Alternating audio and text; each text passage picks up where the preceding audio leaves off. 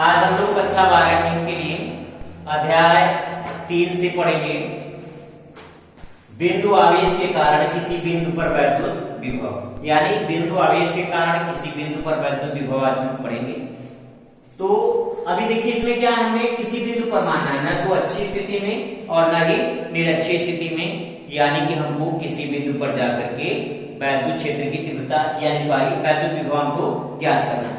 तो मैंने मान लिया कि अभी मेरा जो बिंदु है एक पॉइंट आपका ए है, दूसरा बी है, और जहां हमने धन परीक्षण आवेश लिया प्लस क्यू 0 हो और यहाँ प्लस क्यू है, दूसरी जगह प्लस क्यू 0 है, और इस पे लगने वाला जो हमारा बल है वह क्या हमारा है F। ठीक है, अभी क्या है कि हमारा जो है इस पॉइंट O से, यानी जो हमने O माना है वहां से लेकर के जो हमारा B डिस्टेंस है, ठीक है, उसकी दूरी कितनी है x है, यानी यहां से लेके यहां तक की जो दूरी x है, अभी x हो गया, और फिर क्या बता रहा है कि O से लेके A तक, यानी जो हमारा प्रथम बिंदु है वहां की दूरी क्या है r है। तो अभी आप जान रहे हैं कि अगर इसका x है, ये r है, और ये C से लेके B तक जो दूरी है वह बहुत ज्यादा न्यूनतम जब दूरियां होती हैं तो हम उसको dx द्वारा प्रदर्शित करते हैं, इसलिए हमारा दूरी क्या हो गया, न्यूनतम दूरी dx हो गया।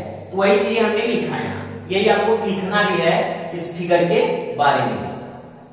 माना कि बिंदु O पर प्लस क्यू कूलाम का आवेश किसी ऐसे माध्यम में स्थित है जिसका परावैद्युतांक K है, यानी कह रहा है कि माना कि कोई बिंदु O है जो प्लस क्यू कूलाम के किसी ऐसे क्षेत्र में स्थित है जिसका परावैद्युतांक क्या है K।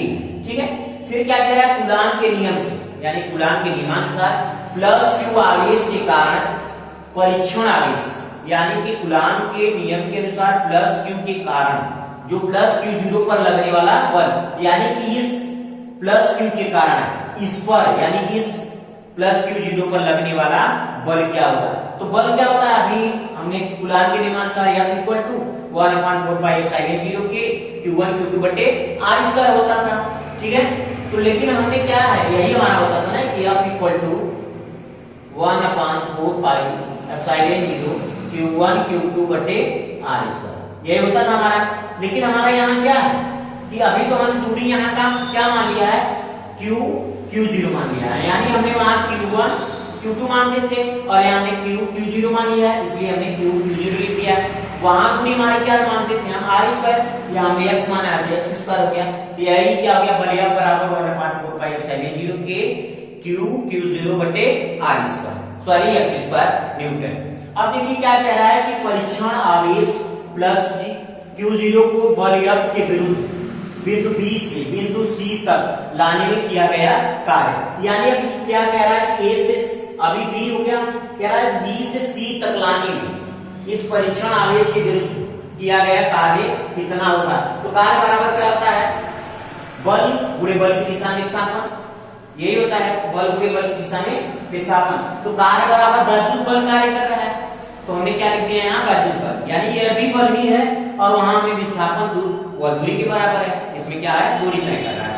अभी क्या करेंगे कि हमने क्या किया, वैद्युत बल का मतलब हमने जो F का मान निकाला है, यही F का मान है, यहाँ हमने F रख दिया, यानी F का यह मान है F गुणे डिस्टेंस दूरी R। अभी देखिए इसमें हम विपरीत जा के कार्य कर रहे हैं, तो dx जो दूरी हमारा है वह माइनस में है।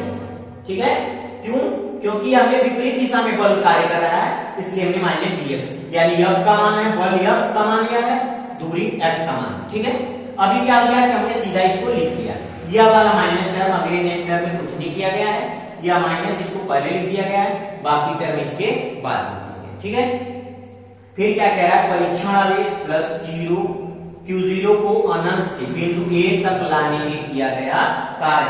अभी तक क्या था कि B से C से किसी बिंदु से लाया जा रहा था, और कह रहा है कि अनंत से धन परीक्षण आवेश को अनंत से कहां ला रहे हैं, किसी बिंदु पर, यानी वह बिंदु हमने क्या माना है, A बिंदु पर। ठीक है, तो यह क्या हो गया, W, यानी कार्य करना पड़ेगा ना, कार्य के विरुद्ध ही कार्य करना पड़ रहा है, तो कार्य बराबर इनफाइनाइट टू R, यानी कि अनंत से हम R यानी निश्चित दूरी तक ला रहे हैं, R डिस्टेंस तक ला रहे हैं।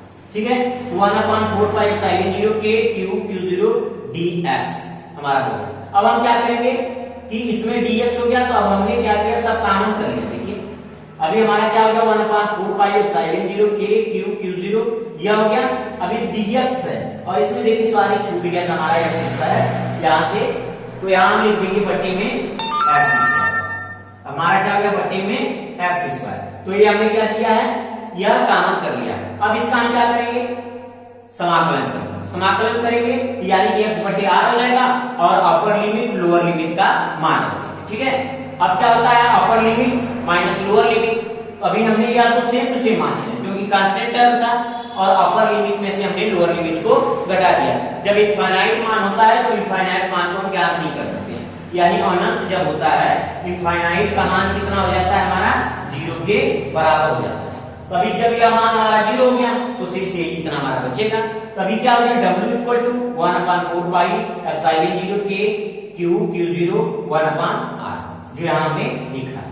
अभी दिया w कार्य हो रहा है तो कार्य का मात्रा क्या होता है जूल हो गया है। अब क्या कह रहा है कि प्लस q आवेश के कारण बिंदु A पर वैद्युत विभव यानी प्लस q आवेश के कारण बिंदु जो हमने कोई बिंदु माना है यानी हमने यहाँ A माना है उस पर कार्य करने वाला जो वैद्युत विभव होगा वह v इक्वल टू w/q0 यानी v इक्वल टू w/q0। अगर इसी में हम q0 से भाग देते हैं क्योंकि यह w के लिए हम क्या करेंगे q0 से भाग दे देंगे। q0 से भाग देंगे तो q0 से कैंसिल हो जाएगा तो हमारा क्या बच जाएगा, सिर्फ q बच जाएगा। तो ये हमने लिखा है यहाँ 1/4 पाई एप्सिलॉन 0 k q बटे r स्क्वायर। अगर हम माइनस के लिए निकालेंगे तो बस सेम टू सेम रहेगा यानी माइनस q आवेश के कारण, तो यहाँ सिंबल में हम क्या करेंगे माइनस करेंगे। ठीक है, आइए फिर से एक बार थोड़ा सा तेजी से आपको समझा दें। ये आपका थ्योरी है टोटल। ठीक है, और f equal to 1/4 pi epsilon 0 k q q0 बटे x स्क्वायर यह हमारा बल यानी वैद्युत बल जो हम पहले निकालते थे वही क्रिया है। वहां हमने q1 q2 माना था, यहाँ हमने q q0 बस मान लिया है। अब क्या करेंगे, हमने यह कार्य बराबर वैद्युत बल गुणे दूरी, तो हमने बल का मान लिख दिया यहाँ से नीचे से और दूरी का मान लिख दिया और कुछ नहीं किया गया, इसमें माइनस को हमने बाहर कर दिया। ठीक है, अगले टर्म में हमने क्या कर लिया, इसमें अनंत से a तक लाने में कर किया गया कार्य तुम्हारा w था तो w का मान हमने यहाँ रख दिया है और कुछ नहीं किया गया, बस हमने इसका समाकलन किया है यानी कांस्टेंट टर्म जो था हमने बाहर कर दिया है और इसका हमने समाकलन कर दिया है, सीधा यही मान हमारा